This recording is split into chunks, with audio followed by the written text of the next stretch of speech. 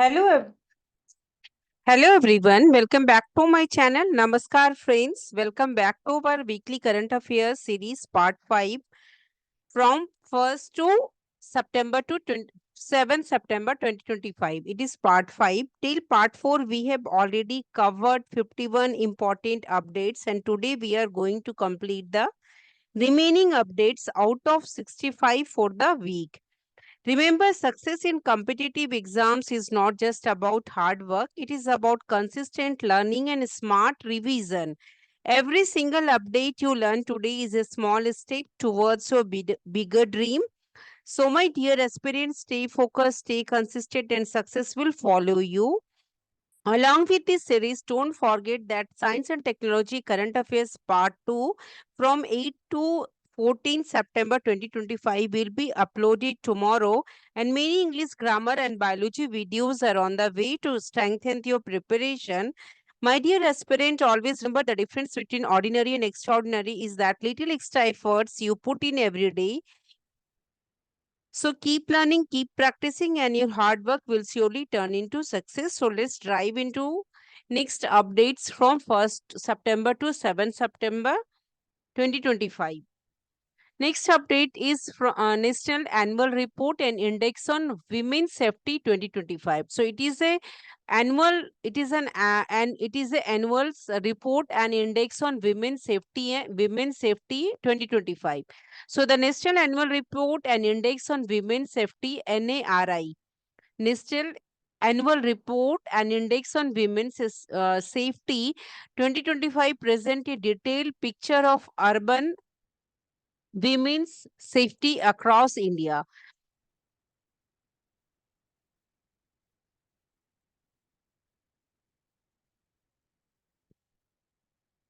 So it is based on a survey on 12,770 women from 31 cities. Surveys has done from 31 cities and women included 12,770 women.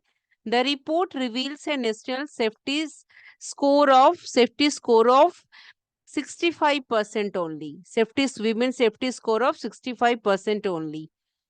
Despite government efforts, 40% of women still feel unsafe in urban cities. The report marks key issues. The issues are harassment, trust in redressal system, and variation in safety by age, location, and time. City rankings on women's safety 2025.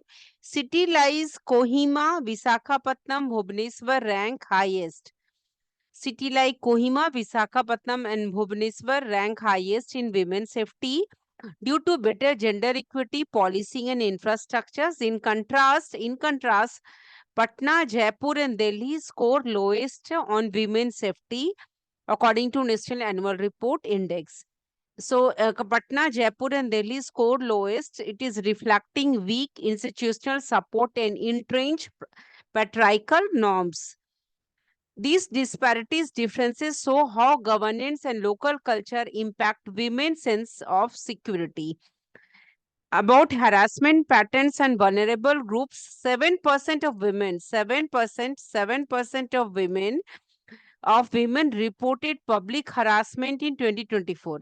But this rises to 14%. It rises to 40% among women under 24. Young women, especially students and professionals, face more risk in educational and recreational spaces, harassment practices. There is also verbal harassment, which is the most common form, accounting for 58% of cases, followed by physical, psychological, economic, and sexual harassment. So coverage category scores across details 31 cities, perception of safety felt safe only 60%, 40% felt not safe or unsafe. Trust in authorities only 75% lack confidence in complaints. Trust in authorities 25% believe system works. About general complaints, 33% women feel harassment victims lodge complaints. 67% women remain silent, not filing any complaint, not lodging any complaint. About workplace complaints, 22% women incidents formally reported and 16% reported cases see action taken. Harassment hotspot and timing, neighborhoods 38% and public transport 29% are the main site of women harassment. Safety perception drops sharply after dark with poor street lighting and unreliable transport increases. Unreliable transport increasing vulnerability while 86% feel safe.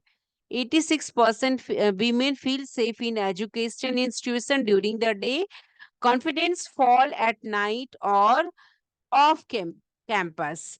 About workplace safety and awareness, 91% of women describe their workplace as safe. Awareness of prevention of sexual harassment, PAUSE policy is low. Awareness of PAUSE policy is low. PAUSE policy is prevention of sexual harassment policy, which is low. Over half, 53% women do not know if their organization has implemented PAUSE or not. Among those aware, most find it effective, denoting that awareness is important alongside legal provision. About trust in redressal mechanism, confidence in authorities is very weak. Only one in three harassment victims files lodge formal complaints. Of these complaints, only 22% are registered and 16% see action. 75% of women doubt the effectiveness of police and legal agencies. This cycle of silence perpetuates insecurity and discourages reporting. About broader dimension of safety, women's safety extends beyond physical protection, psychological, financial, and digital security also influence across to opportunities and dignity. The report frames safety as developmental issue, not just a law and order problem. So it help in enhancing safety requires multidimensional strategies, including urban planning, social attitude, and institutional reforms. So safest cities is Kohima, Visakhapatnam, Bhubaneswar, Aswal, Gangtok, Itanagar, Mumbai lead natural safety rankings for women. Kohima and other top ranked cities were associated with a stronger gender equity, civic participation, policing, and women friendly infrastructures. About low ranked cities on women's safety, Patna, Jaipur, Faridabad, Delhi, Kolkata, Srinagar, Ranchi were placed at the bottom of the index. Cities like Patna and Jaipur faced challenges due to weak institutional responsiveness, deep-rooted. There is a deep-rooted patriarchal norms. There is also deficient urban safety infrastructures.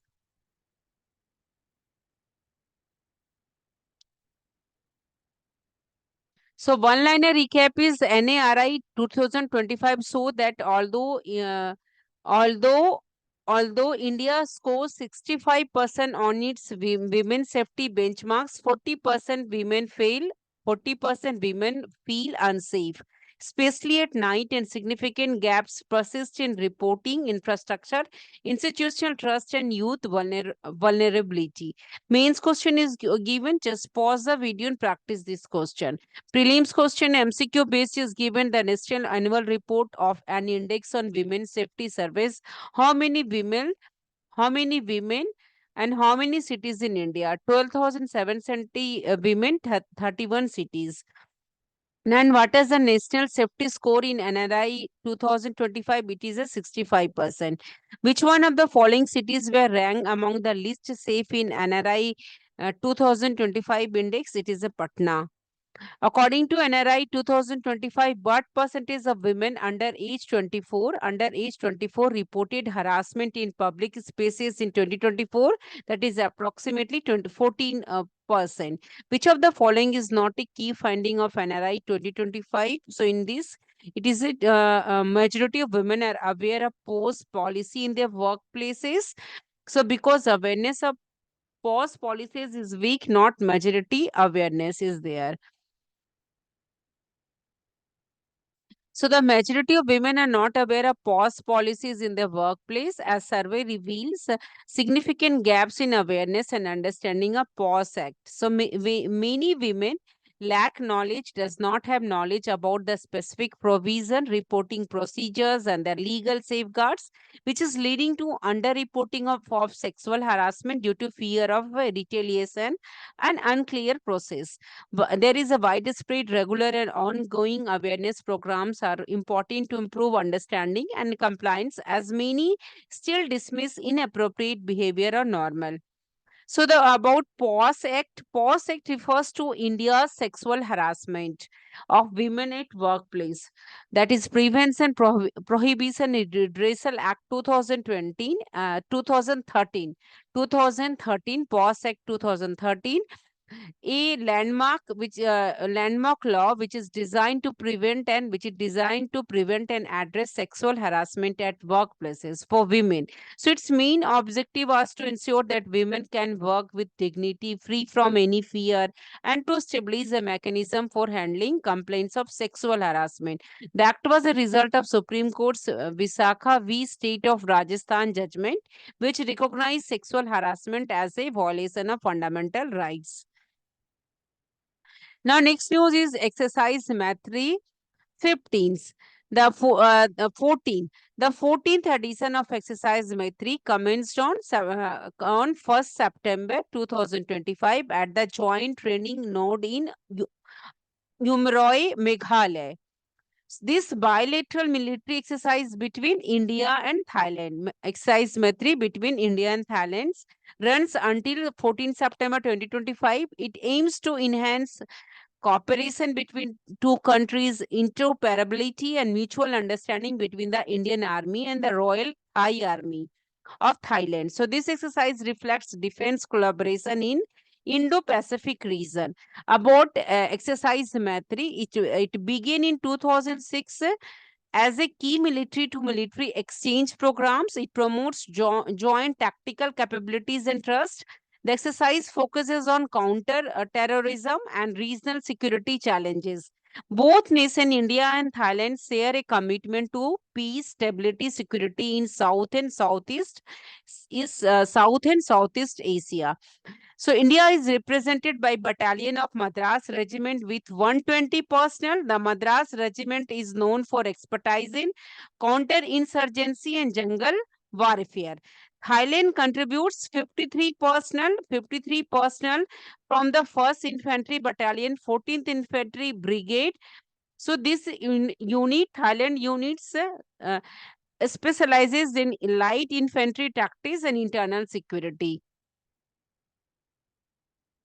So training focus and activities that exercise centers on it should be company level counter-terrorism operation in semi-urban terrains. So it is conducted under Chapter 7 of United Nations Charter. It is conducted under Chapter 7 of United Nations Charter, allowing collective action to maintain peace. So few key activities involved, which is a joint tactical drills, then weapons handling, planning, insurgency operation, physical fitness training, and reading exercises. So this exercise concludes with a 48-hour validation exercise simulating realistic operational scenarios. About strategic importance, exercise Maitri strengthens India-Thailand defense ties amid rising geopolitical tension in the Indo-Pacific. So it helps in enhancing operational interoperability and readiness against evolving threats. The rotational format alternatives, the venue between the two countries. The previous edition was held in 2023 Fort Bachi Prakram, Prakran, Thailand. This continuity underlines the sustained bilateral defense cooperation between these two countries.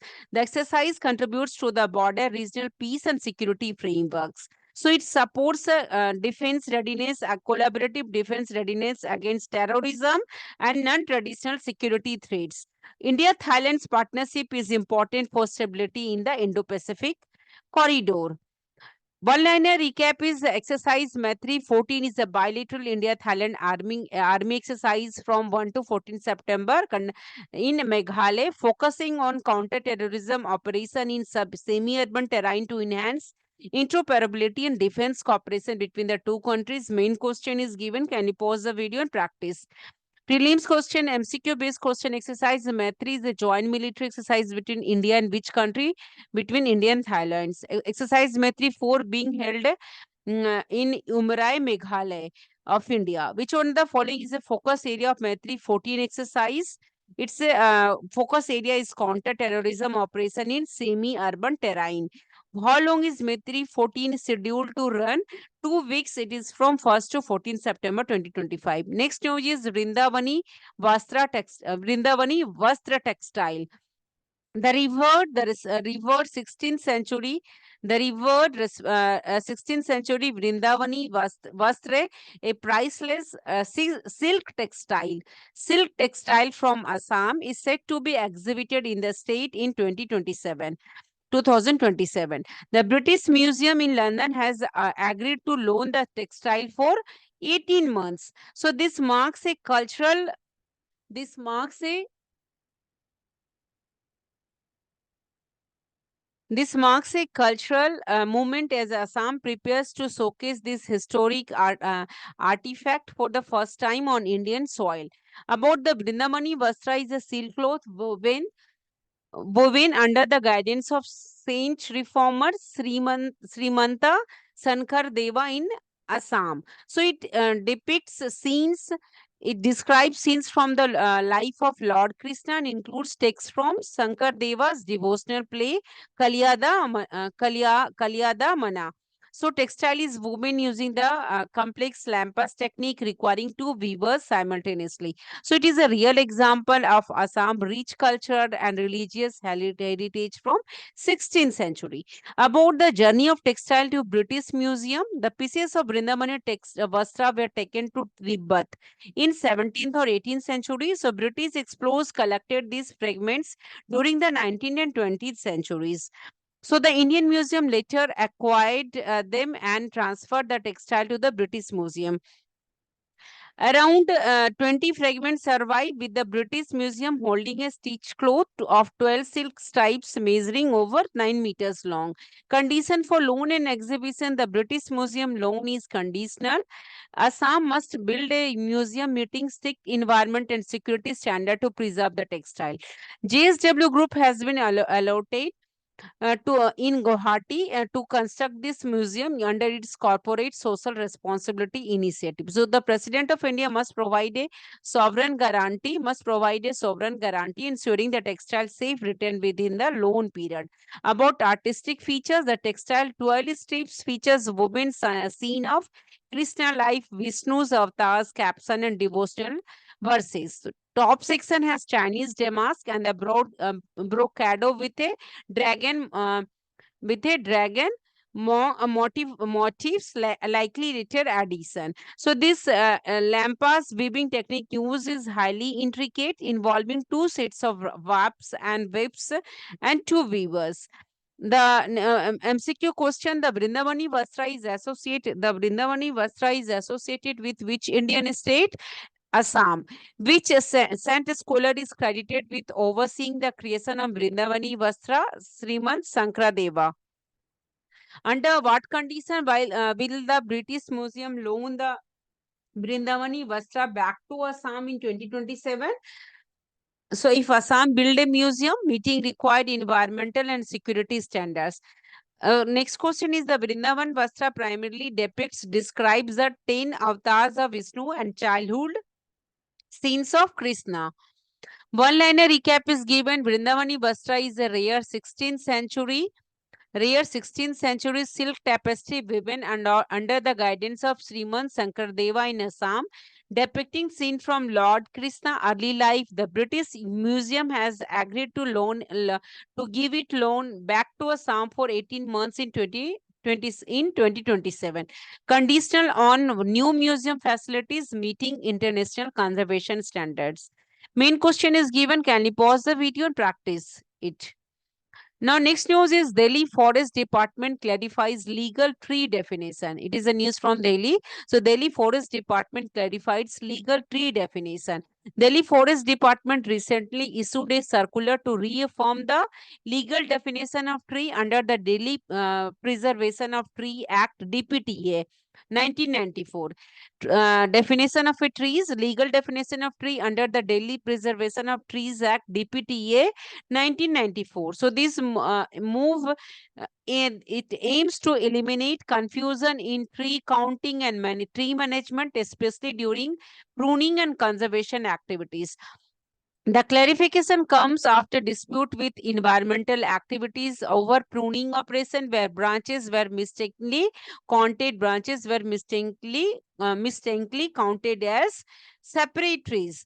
About the legal definition of a tree, according to Section 2(1) of DPTA 1994, of DPTA 1994, a tree is defined as a woody plant with branches supported by a trunk or body. So the trunk must at least 5 centimeters in diameter, measured at 30 centimeter above ground level. So it is a legal definition of a tree. Additionally, the tree must be at least 1 meter tall from the ground. So this strict definition help maintains uniformity in tree identification and tree protection. About the clarification on counting trees, the circular emphasizes that branches or shoots emerging from the soil cannot be counted as separate trees. So previously species like kikar and babul with multiple basal branches were sometimes counted as multiple trees. This practice led to inflated tree counts and misinterpretation of forest data.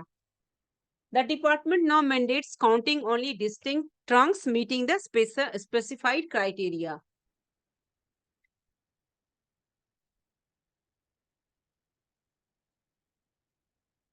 Significance for pruning practices. Pruning under the DPTA involves removing weak, dangerous, undesirable branches to prevent accident along roads, railways, and other public spaces. So this is the need of pruning. The standard operating procedure SOP allows removal of such branches to promote healthy growth of plant trees. Removing shoots from the tree base encourages the new branches and fruit production also, which support local fauna. This clarification prevents pruning from being misconstructed as tree felling. So this about impact, this clarification ensures constant application of DPTA provision by all forest official. It also prevent misinterpretation that could lead to legal complication or public misunderstanding. Next news is Boston Brahmins from Boston Brahmins. Recent discussion around the term Brahmins have sparked confusion due to its different meaning in India and the United States. Recently, a controversy arose when a United States political figure linked Indian Brahmins to profiteerings, drawing criticism for understanding caste and social structures. So this has renewed interest in his historical and social context of the Boston Brahmins. Boston Brahmins, a prominent American allied groups. Origin of Boston Brahmins were a wealthy, well-educated Protestant elite in Boston during 1800 and early 1900s. The term was coined by Oliver Wendell Holmes in 1861 to describe the city's upper class families, Boston Brahmins. They descended mostly from English colonizers and established themselves as a dominant social group through trade, education, and marriage alliances. About social and cultural characteristics, the Boston Brahmins embraced a lifestyle which are similar to the English aristocrats because they belong to the wealthy, well-educated Protestant elite in Boston. They valued education, arts, and cultures, founding prestigious schools like Harvard University and elite preparatory institutions such as the Coyote and Phillips Exeters. So their mannerism include a distinctive accent and preppy fashion. Marriages were usually within their community, Boston Brahmins community, and maintaining social exclusivity and an inbred social circle. About the political and social influence, this group widely substantial power in Boston, a city geographically suitable to social closure. They opposed a large scale immigration. They opposed Boston Brahmin opposed a large scale immigration and sought to preserve their status by restricting access to political and social opportunities. Although they supported abolitionism, they restricted to inclusion of African Americans and other minorities in their circles. Notable members and legacy. Prominent Boston Brahmins included United States Presidents John Adams, John Quincy Adams, Franklin Delano Roosevelt, as well as a poet T.S. Eliot. So their legacy includes contribution to education, politics, and cultures. So, however, their exclusivity and resistance to immigrants, especially Irish Catholics, created lasting social division in Boston. Their comparison with Indian Brahmins. Indian Brahmins are traditionally to priestly caste with social and religious authority, but not typically associated with any type of trade, commerce, or business. So, in contrast, the Boston Brahmins combined wealth with cultural elite status. The term Brahmin in the United States context is metaphorical, referring to social dominance rather than caste identity. About contemporary relevance, the Boston Brahmins illustrate how elite groups maintain power through cultural capital and social networks. So their history provide insights, knowledge into dynamic of class, ethnicity, and power in American society. So misunderstanding of such terms can fuel stereotypes and political controversy, which is denoting the need for cultural sensitivity. Next news is APEDA launches Bharti to boost agri-food exports. The Agriculture and Processed Food Product Export Development Authority APEDA launched Bharti in 2025. The Agricultural and Processed Food Products Export Development Authority launched Bharti. Bharti stands for Bharat's Hub for Agri-Tech Resilience Advancement and Incubation for Export Enablement in 2025. So this initiative aims to empower 100 agri-food and agri-tech startups. So it supports innovation, it creates new exports opportunities also. So Bharti aligns with India's goal to reach $50 billion in agri-food exports by the year 2030. Bharti stands for Bharti's Hub for Agri-Tech Resilience Advancement and Incubation for Export in Enablement. So it is designed to accelerate a startup growth in agriculture and food processing sectors. So this initiative focus on innovation, export readiness, and market access. It complements existing government and industry incubation programs. The pilot phase is started in September 2025 with 100 selected startups. Focus area and technologies. Bharti targets high value agri foods products such as GI tagged items, organic foods, superfoods, Ayush products, and livestock products. It promotes advanced technology, including artificial intelligence based quality control, blockchain traceability, IoT enabled cold chains, and agri fintech solution. So, this initiative also addresses packaging innovation, sustainability, and sea transport protocols to reduce wastage and improve logistic. About export challenges and solution, the program tackle issues like product development, quality assurance, perishability, and logistic hurdles. So it encourages collaboration among innovators, tech providers, and a startup which focused on sanitary and phytosanitary and technical barriers to trade compliance, TBT compliance. So Bharti mostly aims to deliver a scalable, cost-effective solution that improve India's exports competitiveness. It's Bharti alignment with national policies. Bharti supports key government mission. That mission and vision is Atmanirbhar Bharat, vocal for local, digital India, and startup India. So it aims to create globally competitive agri products and simulates demand-driven backward integration for food innovation. So this innovation is expected to boost global demand for Indian food and beverages and processed products. About implementation and collaboration, this initiative includes a nationwide awareness campaign to attract startups. The application and selection process begin in September 2025 via APEDA website. Website is APEDA website. Selected startups undergo a 3-month acceleration program focusing on exports readiness, regulatory compliance, and market access. APIDA partners with state agriculture boards. Universities includes IIT, NITs, including bodies and accelerators to strengthen the ecosystem. About future prospects, the pilot cohort serve as a model for annual scalable incubation programs, drive continuous innovation and sustain export growth, promotes agricultural exports and reinforce through Bharti. So it improve youth entrepreneurships to enhance India's position in global agri-food trade. Next news is Central Advisory Council advances real estate regulation. The fifth meeting of the Central Advisory Council under the Real Estate Regulation and Development Act 2016 (RERA) was held in New Delhi. The event marked 8 years since RERA implementation, denoting its impact on the Indian real estate sector. So, a key development was launched on the unified RERA portal by the Union Minister of Housing and Urban Affairs. So, this platform aims to improve transparency and coordination across states and union territories.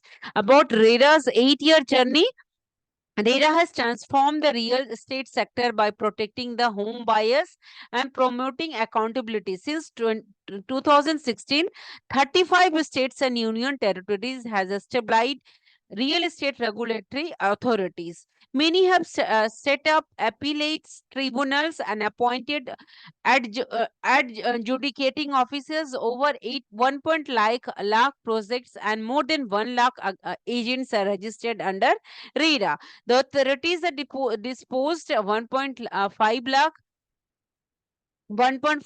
complaints, reflecting active grievance redressal. About the launch of unified RERA portal, the new RERA portal is rera.mahua.gov.in. It offers a centralized platform for the stakeholders. It integrates data from state RERA website to create a national database of real estate projects.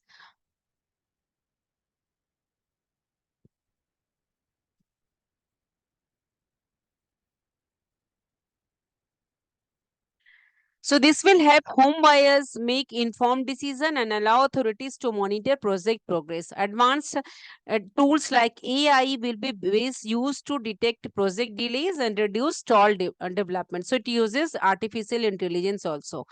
About addressing stall project and legal issue, the council discussed a stall project and reviewed recommendation from a committee led by Sri Amitabh Kant.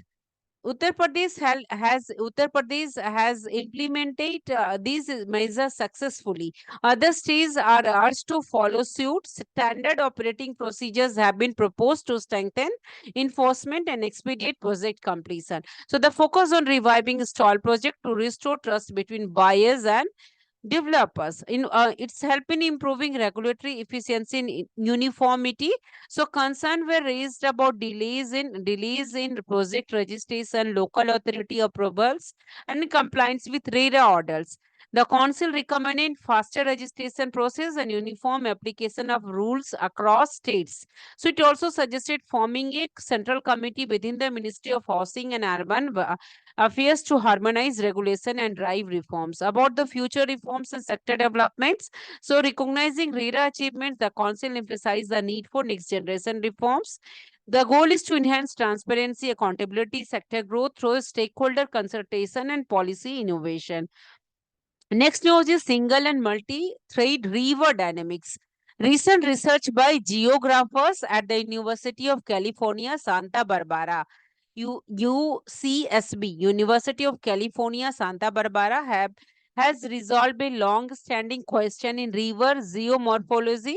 They investigated why some rivers flow as a single channel whilst other streets divide into multiple threads.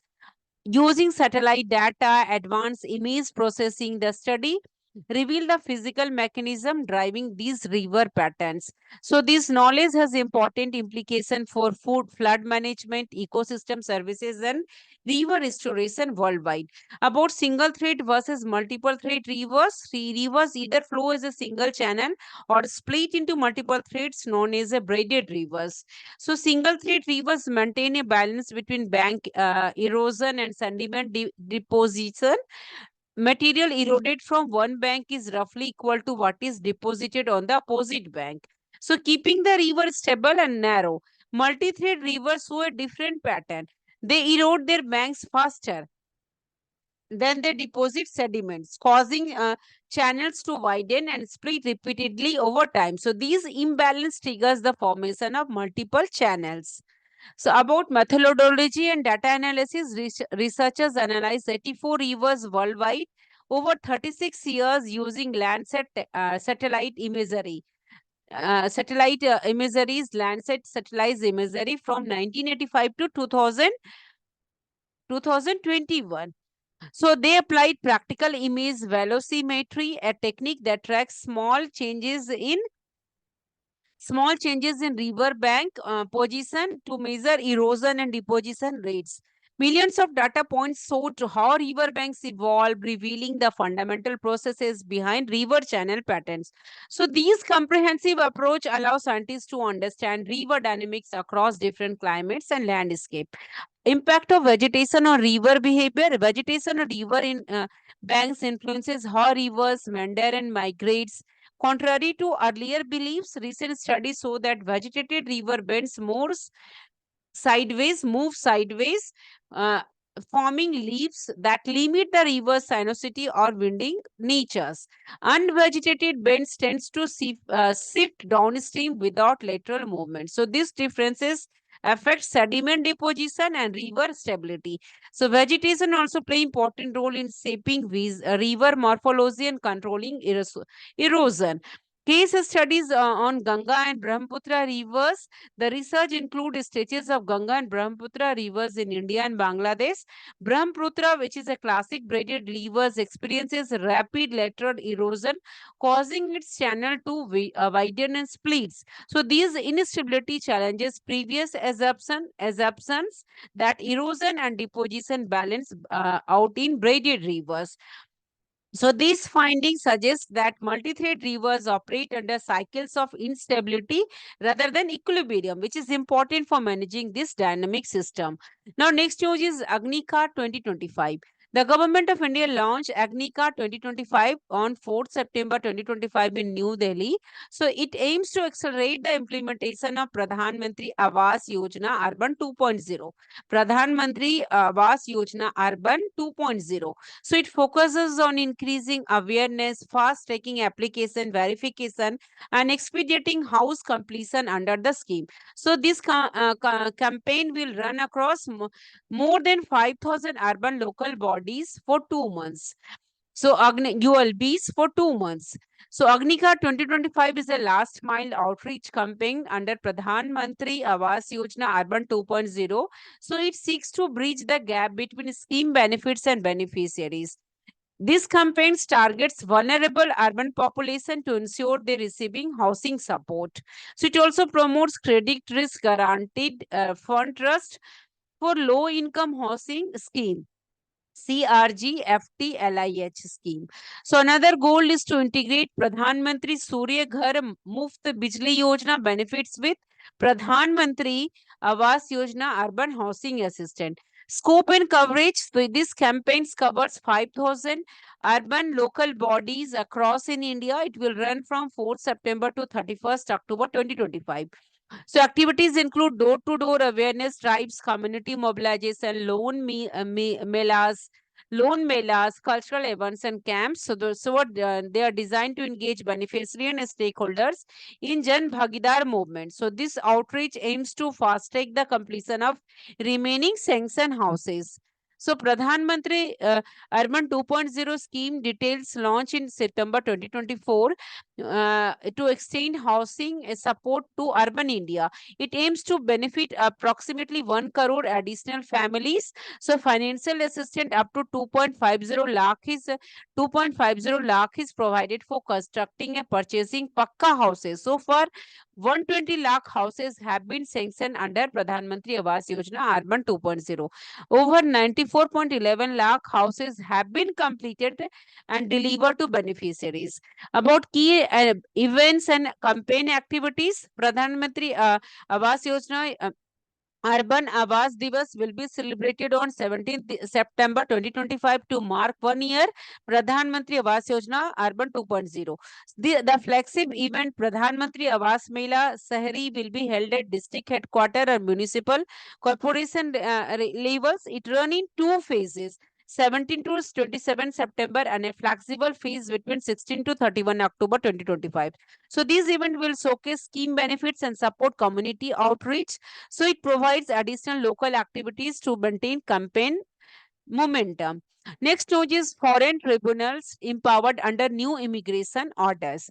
Union Minister of Home Affairs MHA issued the immigration and foreigner orders 2025 granting foreigners tribunals first class judicial magistrate powers. Union Ministry of Home Affairs issued the immigration and foreigner orders 2025, which is granting foreigners tribunals first class judicial magistrate powers. So this development is for Assam, where foreigners tribunals are uniquely operational.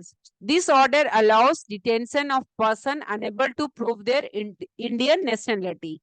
Indian nationality. So it replaces the 1964 Foreigner Tribunals Order and follows the Immigration and Foreigners Act 2025, which repealed earlier laws. About foreigner tribunals were introduced in Assam to determine the nationality of disputed persons. So, initially, illegal migrant determination tribunals operated under a separate act. The Supreme Court is stuck down in 2025. The NRC update in 2019 excluded 19 lakh people, increasing the workload of foreigners tribunals. So the new orders formalize their judicial powers, including issuing arrest warrants. About judicial power and procedures, 2025 order empowers the foreign tribunals to issue arrest warrants if a person fails to appear. Previously, detention was enforced through executive orders, now backed by law. So the number of foreign tribunals members is capped at 3. Ex-parte orders can be reviewed within 20 days if appealed. The formal judicial status enhances due to process and accountability. About national application and Assam unique position, while the order applies nationwide, foreign tribunals currently function only in Assam. Elsewhere, illegal migrants are presented before local courts. Assam unique demographic challenges and NRC process make FT's foreign tribunals essential. The state government has contested the NRC in its present form, reflecting ongoing legal and political debates about detention and deporting measures. Designating order guarding forces and the Coast Guard must prevent illegal entry and capture biometric data. A nodal officer in each state monitors detection and deportation activities, ensuring central oversight. About the restriction on foreign employments, the order prohibits employing foreigners in sensitive sectors without central government approval. These sectors include power, water supply, petroleum, defense, space, nuclear energy, and human rights. So this aims to safeguard national security and critical infrastructure. There are grounds to refusal of entry or stay also. This includes anti-national activities, espionage, rape, murder, terrorism, narcotics, trafficking, human traffic, cybercrime, and related offenses. So this provision strengthens India's security frameworks. There are few exemptions under the order. Certain groups are exempted under the Act's provision. These include citizen of Nepal and Bhutan. These are exempted under the order. A citizen of Nepal, Bhutan, Tibetan, Sri Lanka, Tamils. This reflects India's special diplomatic and humanitarian consideration. Next news is Manipur sign suspension pact with Kukizo insurgents. The Union Home Ministry and Manipur government signed a revised suspension of operation. Suspension of operation SOO pact with 24 Kukizo insurgent group on 4th September 2025. So this agreement follows ethnic violence between Kukizo and Mithi communities that began on 3rd May 2023. So the pact aims to restore peace ahead Prime Minister scheduled visit to Manipur on 13 September 2025. It introduces stricter verification of insurgent cadres and reaffirms Manipur territorial integrity while opening key transport routes. About background of the conflicts stem from the ethnic tension between Kokizo and Miti peoples. So violence erupted in May 2023, causing over 250 deaths and displacing more than 60,000 residents. Prior demands by Kokizo groups included autonomous territorial council or separate administration within Manipur. Post-violence, this demand shifted towards a political settlement with the Constitution of India. About the key provision of the revised suspension of operation pact, the pact limits Kokizo camps to 6 each from Koki National Organization and United People's Front down from up 14th. Camps must away from populated areas, highways, and conflict-prone zones. Insurgent cadres are required to have Aadhaar-linked bank account for stipend payments. Photo ID card will be issued by Manipur police. So, foreign nation, especially from Myanmar's Chinkuki ethnic group, will be identified and deported if found. About the verification and monitoring mechanism, a joint monitoring group led by the Principal Secretary Home of Manipur will verify cadres, identify and maintain a detailed roster. Stipend of rupees 6,000 per month will be paid only to verified members present during inspection. So the pact bans recruitment of new members and any offensive action against security forces or civilians. About the security and movement of goods, the Kokizo Council agreed to ensure free movement on National Highway NH2, which is a vital link between Imphal Valley and neighboring states Nagaland and Assam. The council committed to cooperating with security forces to maintain peace along this route. About the political and legal frameworks, this agreement emphasizes adherence to the Constitution of India and Manipur's territorial integrity. So it excludes any separate administrative status from the Kukizo groups, but allows for negotiated political settlements within the constitutional bounds. Now, the pact also forbids insurgent groups from associating with other armed organizations inside or outside India. About the impact on peace and stability, it aims to reduce violence and restore normalcy. Security forces will refrain from operation against complaints groups. So, it marks a step forward in addressing ethnic conflict and humanitarian concern in Manipur. Next news is India's GST Council unveils major tax reform 2025. For this, I have already made a separate video. Kindly watch that video also.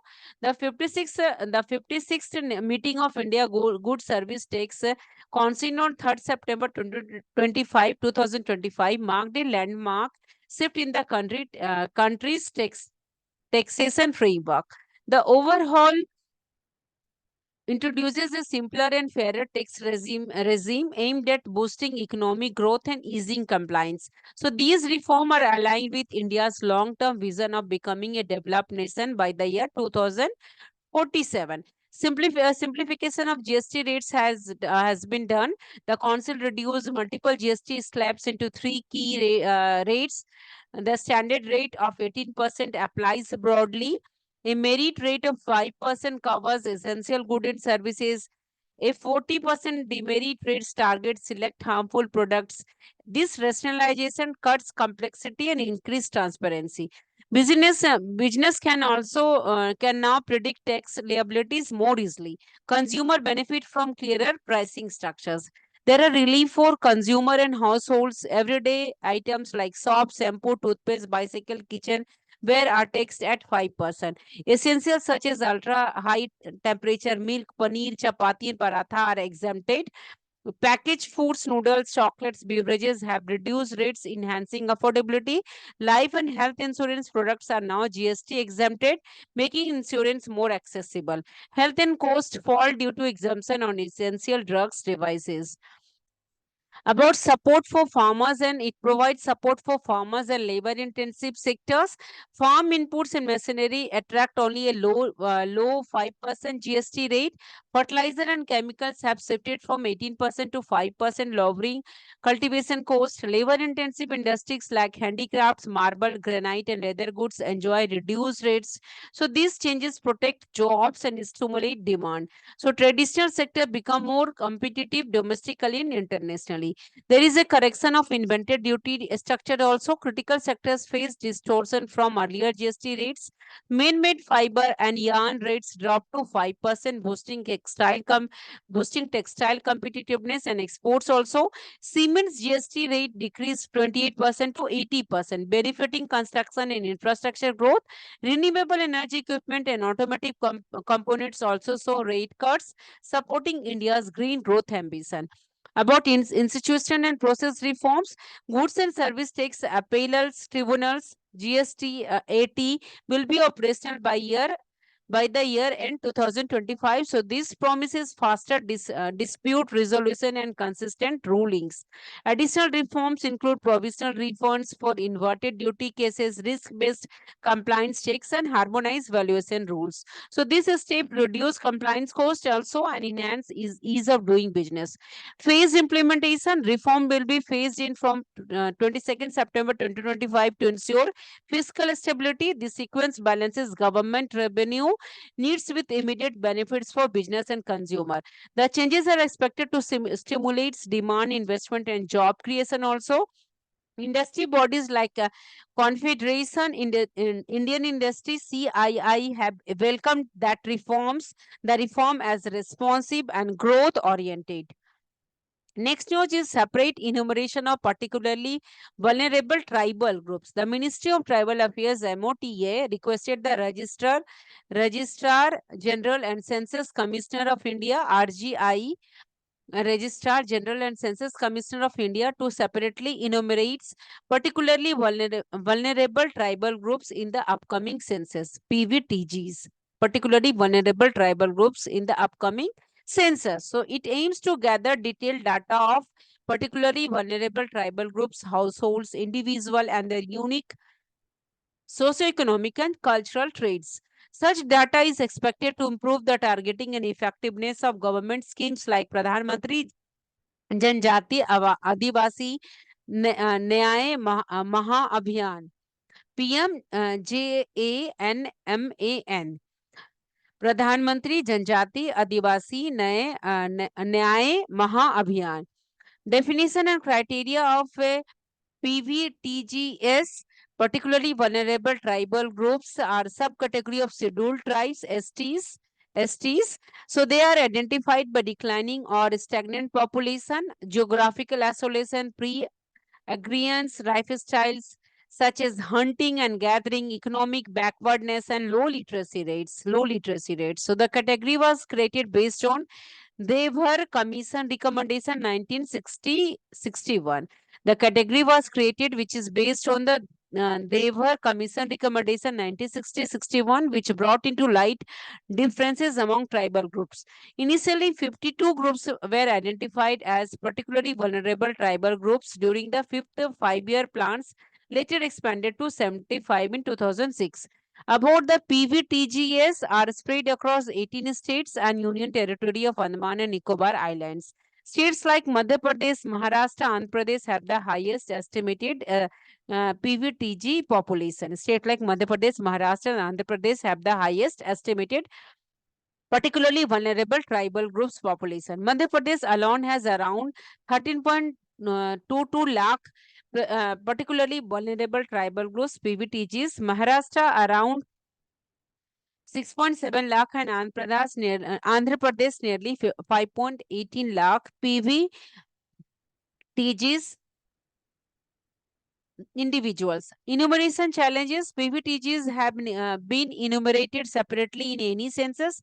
Most are counted with broader scheduled caste category, often grouped under one name.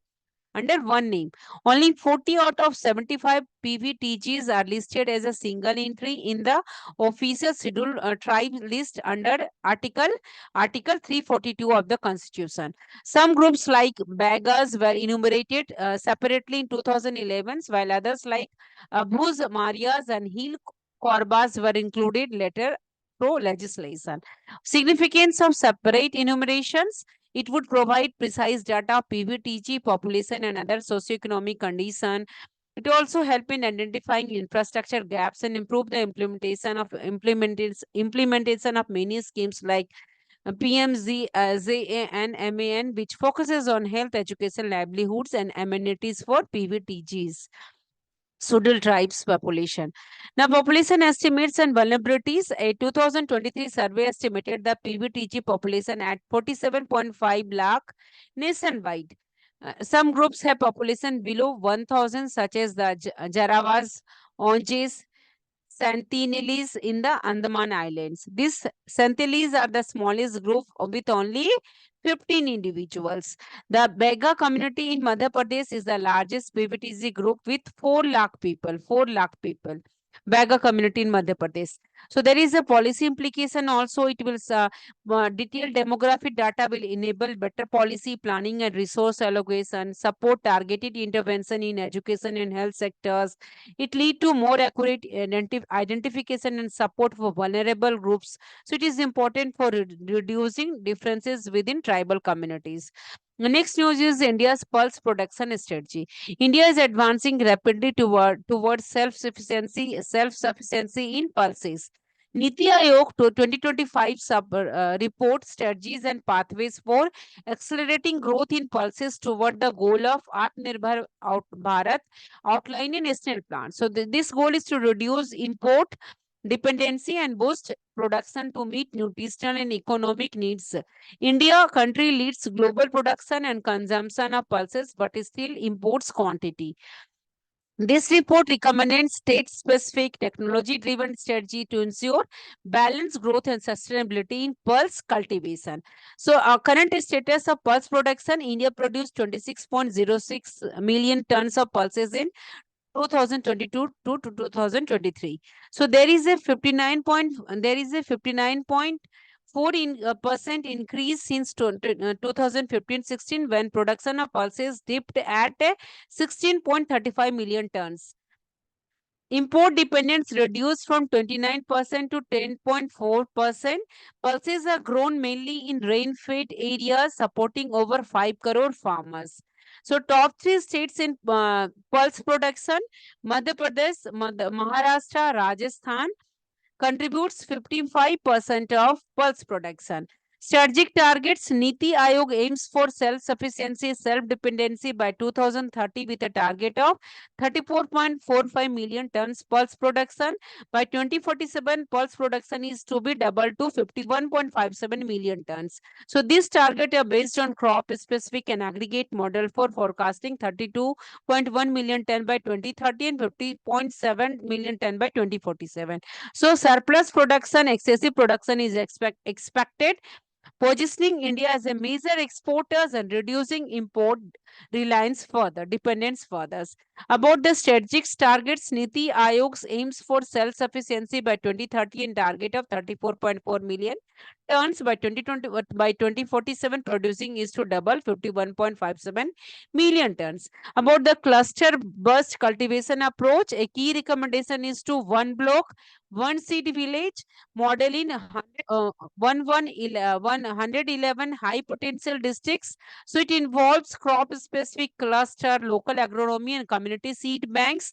So it to improve seed quality, increase yields and enhance farmer participation. It also promotes efficient resource use and better crop management at the local level. It is technology driven. Tailored technology packages for diverse agroclimatic zone are advised. This includes high yielding varieties, precise farming tools, and improved irrigation methods. So soil health management is emphasized to sustain productivity of pulse. Regional adaptation ensure that pulse cultivation suits local condition, optimizing output and resource uses. Climate smart agriculture measures are also there. So practices enhance resilience and reduce vulnerability to erratic weather patterns. Now, data-driven decision making is also there. Niti Aayog advocates for real-time decision support system using satellite data and artificial intelligence. This system will track productivity, pulse productivity, forecast shortage, and guide policy. It also improves market responsiveness and resource allocation in the pulse sector. Demand supply protection by 2030, supply is expected to reach 30.6 million tons with surplus of 3.79 million tons. By 2047, supply may rise to 45.8 million tons, creating a surplus of 16.48 million tons. So demand projection follow ICMR NIN nutrition guidelines. Promoting pulse consumption through awareness and inclusion in public scheme is vital for health and food security. So these are about the 65 updates from 1st to 7th September 2025.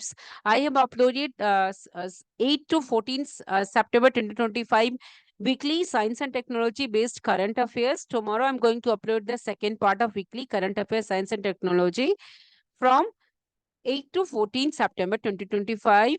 So kindly watch that series also. Thanks for watching. Keep notes of each updates. Practice it. Stay consistent. Stay motivated. Best of luck for your upcoming exam.